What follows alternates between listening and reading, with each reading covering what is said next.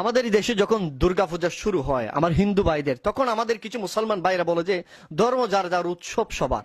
এই বুলিগুলো যে সকল মুসলমান ভাইরা ছুটে সবসময় মিডিয়াতে গরম করে করে বক্তব্য দেয় ধর্ম যার যার, উৎসব সবার, আমি তাদেরকে বলতে চাই তাদের হিন্দু ভাইদেরকে কি এই কোরবানিতে তারা গোশত খাওয়াইতে পারবে? তাদের অন্য ধর্মের ভাইদের কি গোশত খাওয়াইতে পারবে?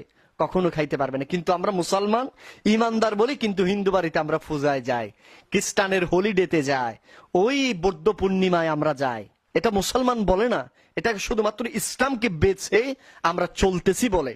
ধর্ম যার যার, উৎসব সবার, এটা কখনো ইমানদারি কথা বলতে পারে না, কখনো বিবেকবাণী কথা বলতে পারে না।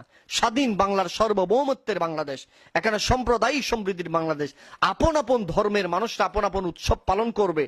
একজন ইমানদার কখনো তাদের এখানে হস্তক্ষেপ যেভাবে করতে পারবে না, আরেকজন বেদিনে ইমানদারের অনুষ্ঠানের মধ্যে এসে ইমানদারের পবিত্র অনুষ্ঠানকে অপবিত্র করতে পারবে না।